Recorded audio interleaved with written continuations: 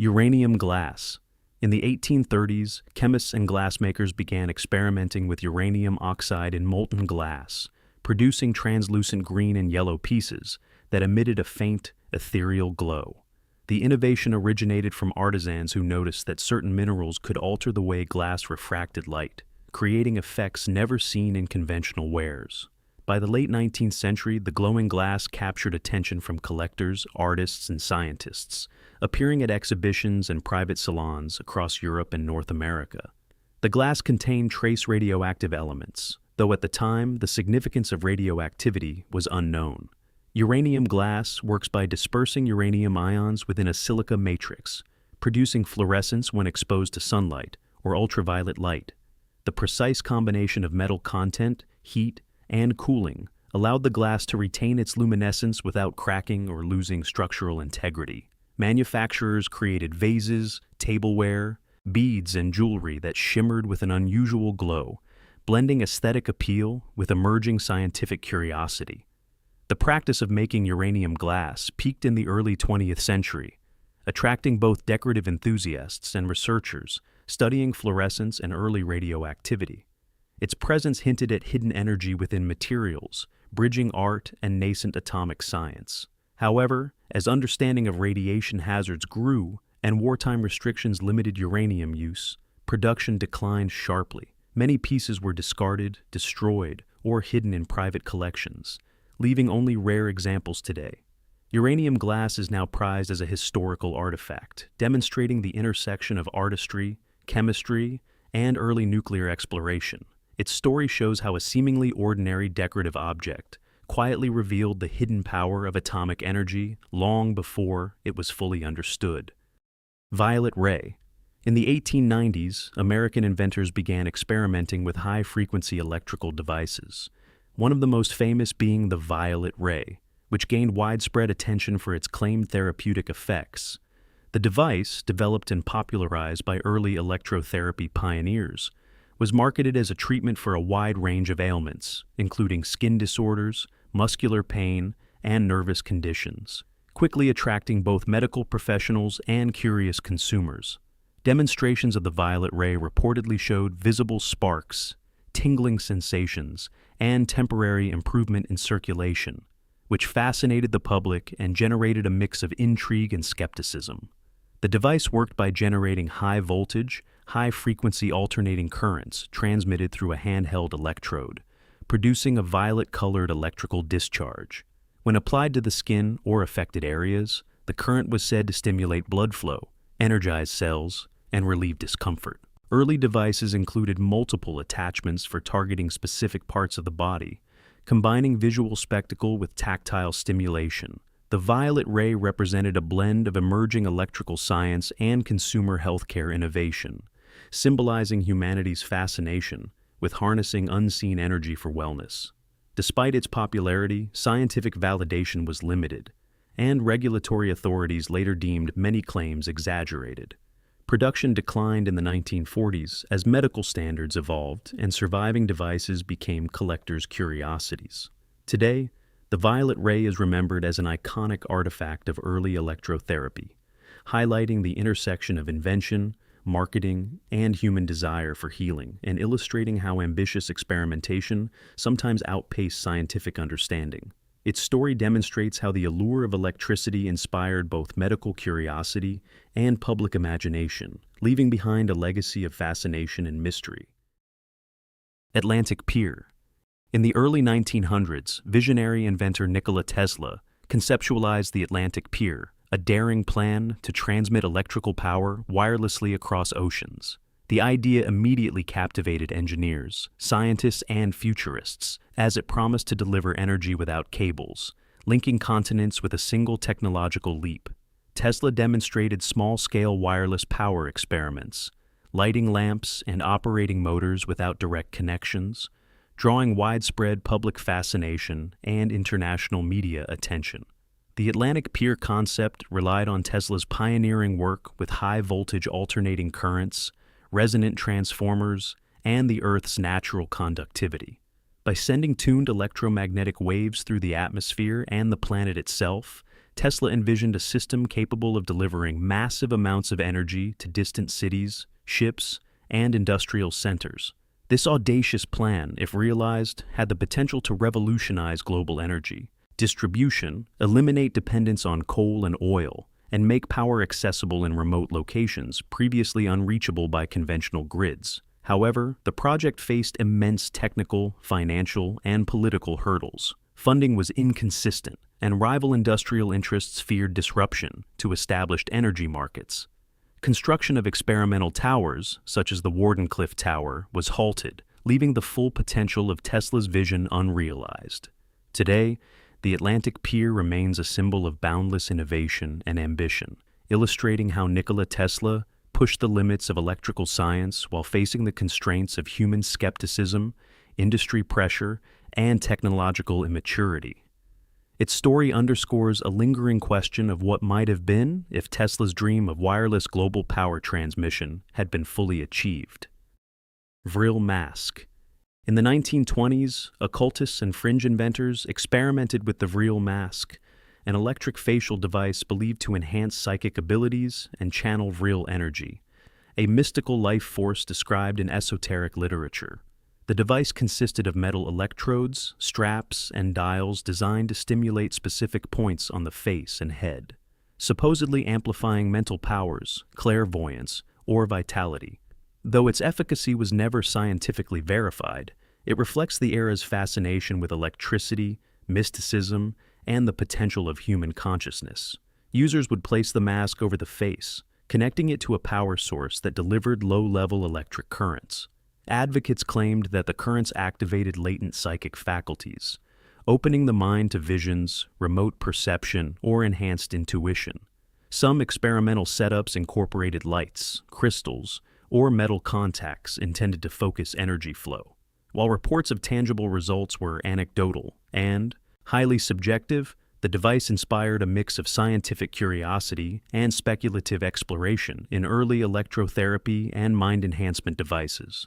Researchers and historians consider the mask part of a broader cultural movement linking electricity, occultism, and self-improvement technologies. The Vril mask exemplifies how emerging technologies and mystical beliefs intertwined during the early 20th century. It highlights a period when imagination, pseudoscience, and electrical experimentation converged, revealing both the hopes and limitations of such devices. Though largely forgotten in mainstream science, the mask continues to intrigue collectors, historians, and enthusiasts of alternative technology, serving as a reminder of humanity's enduring fascination with unlocking hidden mental potential through innovation. Aeolipile. In the 1st century AD, Heron of Alexandria built a device that converted boiling water into continuous rotational motion. 17 centuries before, James Watt was given credit for inventing the steam engine. Heron was a Greek mathematician and engineer working at the Great Library of Alexandria, a man who spent his life documenting the physical principles of the world around him. He had already built automatic doors, a coin-operated vending machine, and a programmable cart. The aeolipile, meaning wind ball, was his most consequential creation, and he almost certainly had no idea how significant it was. The device was elegantly simple. A sealed cauldron of water sat over an open fire. As the water boiled, steam rose through 2 hollow tubes that acted as the pivot axis for a copper sphere mounted above. The sphere had 2 curved nozzles on opposite sides pointing in opposite directions. As steam filled the sphere and escaped through those nozzles, the equal and opposite thrust of each jet set the sphere spinning on its axis at speed. No pistons, no cylinders, no combustion. Just heat, steam, and the reaction force that Isaac Newton would not formally describe for another 16 centuries. The tragedy of the aeolipile is not that it failed. It is that nobody ever asked what else it could do.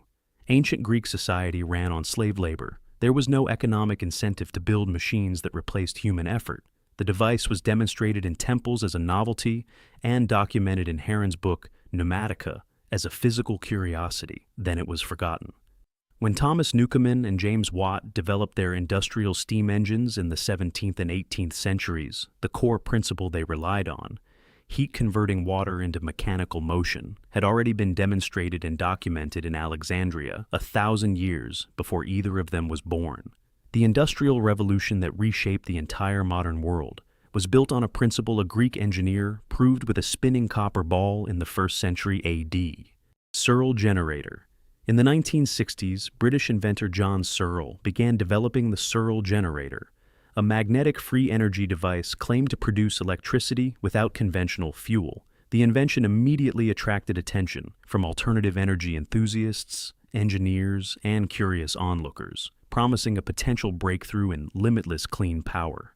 Demonstrations reportedly included small prototype units generating continuous electrical output and even causing the device to levitate slightly, creating fascination and skepticism alike. The Searl generator worked by using arrays of permanent magnets arranged in concentric rings around rollers and stators, which, according to Searl, created a self-sustaining electromagnetic field capable of producing rotational motion and electrical energy simultaneously.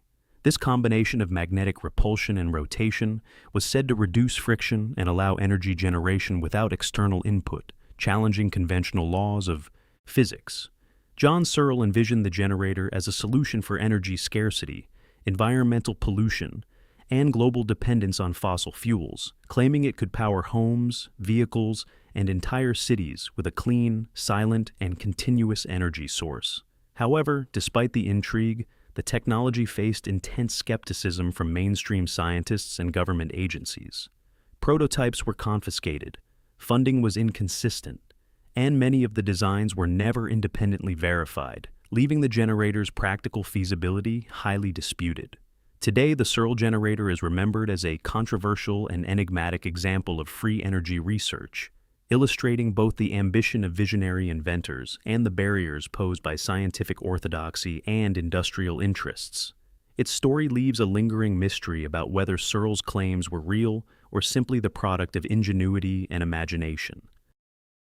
Black Beetle train. In 1966, the New York Central Railroad tested the Black Beetle, an experimental jet-powered train designed to achieve unprecedented speeds on standard rail lines. The train combined a streamlined aerodynamic body with rear-mounted jet engines, aiming to reduce travel time between major cities while exploring the limits of rail-based propulsion. Early trials demonstrated impressive acceleration and high-speed performance, with engineers monitoring stability, track integrity, and vibration under extreme conditions. The Black Beetle was intended to compete with emerging airline travel by offering fast, direct, ground-based transport for passengers. Despite its promising speed, the project faced significant obstacles. Jet engines produced intense heat and noise, requiring specialized insulation and protective measures along tracks. High operational costs, fuel consumption, and maintenance complexity made the concept economically unviable. Additionally, standard rail infrastructure was not designed to withstand prolonged exposure to supersonic airflow and engine thrust, raising safety concerns. Public interest in the project was high, as media coverage emphasized its futuristic design and potential to revolutionize train travel. However, the Black Beetle never entered commercial service. It remained a prototype, influencing later high-speed rail research while serving as a cautionary example of the technical and financial challenges of experimental propulsion. Today, the Black Beetle train is remembered as an ambitious mid-20th century attempt to merge rail transport with aerospace technology, demonstrating both the ingenuity and limitations of trying to push traditional systems to extreme performance. Its story leaves engineers and historians considering how far conventional rail could have evolved under alternative power sources. Graphene supercapacitors. Since the early 2000s, researchers have explored graphene as a breakthrough material for next-generation energy storage. Graphene, a single layer of carbon atoms arranged in a hexagonal lattice, is exceptionally strong, lightweight, and highly conductive. These properties make it ideal for supercapacitors, devices that store and release energy much faster than traditional lithium-ion batteries. Unlike conventional batteries that rely on chemical reactions, supercapacitors store energy electrostatically, allowing rapid charging and discharging with minimal degradation over time. In theory, graphene supercapacitors could charge in seconds, last hundreds of thousands of cycles, and deliver high power output without overheating. Laboratories around the world have demonstrated prototypes with impressive performance metrics, including higher energy density and improved stability compared to earlier capacitor designs. However, large-scale production remains a challenge. Manufacturing high-quality graphene at low cost and integrating it into commercial systems has proven complex. Despite these obstacles, continued investment suggests strong belief in its future. If successfully commercialized, graphene supercapacitors could reshape electric vehicles, renewable energy storage, and portable electronics by reducing charging time and extending lifespan. The technology represents a shift away from purely chemical storage toward hybrid systems that combine battery capacity with capacitor speed, potentially redefining how modern devices manage and deliver power. Spiral escalator. In the early 1900s, inventor Jesse Reno developed the concept of the spiral escalator, a moving staircase designed to transport passengers along curved or circular paths instead of the straight lines typical of conventional escalators. Reno, already known for his pioneering work on inclined moving walkways, envisioned the spiral escalator as a solution for urban buildings, department stores, and transit stations where space constraints made linear designs impractical. The mechanism relied on a series of steps linked to a continuous chain and guided along a helical track, allowing the platform to rise or descend smoothly around a central axis. Early prototypes demonstrated the possibility of combining vertical movement with horizontal curvature, offering efficient transport in compact areas. Engineers faced challenges in stabilizing the steps along the curve, ensuring even motion and preventing misalignment that could create safety hazards. Distribution and balance were critical to maintaining smooth operation. Despite promising demonstrations, the spiral escalator was never widely adopted. Technical complexity, high manufacturing costs, and maintenance difficulties limited commercial feasibility, while straight escalators proved sufficient for most installations. Reno's design nonetheless influenced later efforts to integrate movement systems into constrained architectural spaces. The spiral escalator represents a creative attempt to expand the functionality of mechanized transport, showing how early inventors pushed the boundaries of urban mobility, even if practical limitations prevented widespread use. Its story remains a testament to innovation in mechanical engineering, leaving modern designers to consider whether such concepts could be revisited with contemporary materials and automation technology. Tucker, 48. In 1948, American entrepreneur Preston Tucker introduced the Tucker 48, an automobile designed to challenge the conventions of mid-20th century car manufacturing with innovative safety and performance features.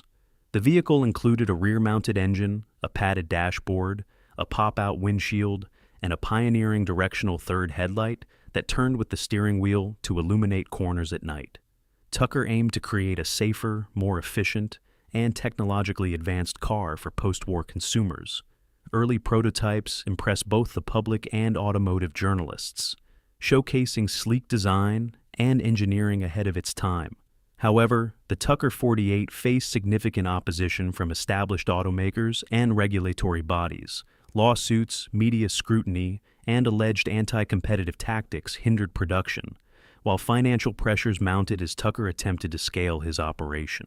Only 51 cars were completed before the company ceased operations, leaving a small number of vehicles that became collector's items decades later. Despite its commercial failure, the Tucker 48 influenced later automotive safety and design concepts, demonstrating that innovation could challenge entrenched industry norms. Its story remains a testament to entrepreneurial ambition, clashing with corporate and institutional resistance, raising questions about how many advanced ideas were suppressed, not due to technical failure, but because they threatened established powers.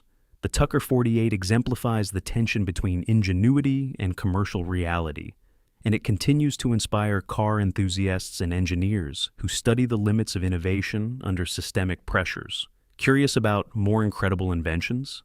Watch my other videos to uncover the mysteries that history almost forgot. Xjet. During the 1950s and 1960s, Williams International developed the Xjet, an experimental personal flight platform intended to provide individual airborne mobility for military use. Unlike traditional jetpacks that were strapped directly to the operator's back, the Xjet functioned as a compact standing platform powered by lightweight turbojet engines. Pilots stood upright on the platform and controlled direction by shifting body weight while adjusting throttle inputs through hand controls. This design aimed to improve stability compared to earlier belt-mounted jet devices, distributing weight beneath the operator rather than behind them. Early test flights demonstrated that the Xjet could hover steadily, rise vertically, and maneuver at low altitudes with surprising control. Military planners envisioned soldiers using it to cross rivers, minefields, dense forest, or urban obstacles without vehicles or bridges. The system promised rapid deployment in confined spaces where helicopters could not land.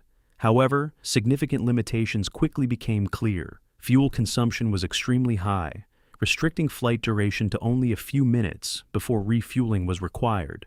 The jet engines produced intense noise and heat, making stealth operations nearly impossible and increasing risk during close ground maneuvers. Safety remained a major concern, as mechanical failure even at modest height could result in serious injury. Training requirements were also substantial, since maintaining balance and precise throttle control demanded skill and constant attention. Cost considerations and limited tactical advantage compared to helicopters further reduced interest. Although the Xjet never entered active service, it proved that compact vertical lift platforms were technically achievable. The project contributed valuable research to turbine miniaturization and vertical flight control, influencing later jetpack developments. Today, the Xjet stands as an ambitious Cold War experiment, representing both the optimism of personal flight concepts and the engineering challenges that prevented them from becoming practical battlefield tools. Wireless telephone. In 1902, American inventor Nathan Stubblefield developed the pioneering wireless telephone, capable of transmitting voice over short distances. Without wires, one of the earliest practical experiments in wireless communication, the invention immediately drew attention from local engineers, scientists, and curious observers, as it promised to eliminate the limitations of traditional wired telephony. Demonstrations reportedly allowed voices to travel across fields and buildings using electromagnetic induction, astonishing audiences and hinting at the future of radio and wireless networks decades before they became mainstream. The device worked by converting sound waves into electrical signals, which were transmitted through conductive surfaces or nearby wiring, where specially tuned receivers could capture and convert them back into audible sound. Stubblefield experimented with coils, capacitors, and resonant circuits to maximize range and clarity, refining the system to reliably transmit speech over increasing distances. The invention represented a remarkable step toward practical wireless communication, offering faster and more flexible messaging for homes, businesses, and remote areas. Despite its promise, the device faced significant legal and commercial obstacles. Patent disputes with Alexander Graham Bell and other inventors limited recognition, while financial and industrial support remained scarce. As a result, the wireless telephone remained largely local and experimental, with few surviving examples. Today, the device is celebrated as an overlooked milestone in telecommunications history, illustrating how Nathan Stubblefield anticipated the potential of wireless technology long before it became standard. Its story highlights the persistent tension between innovation, recognition, and commercialization, leaving a legacy that continues to inspire engineers exploring the boundaries of wireless communication.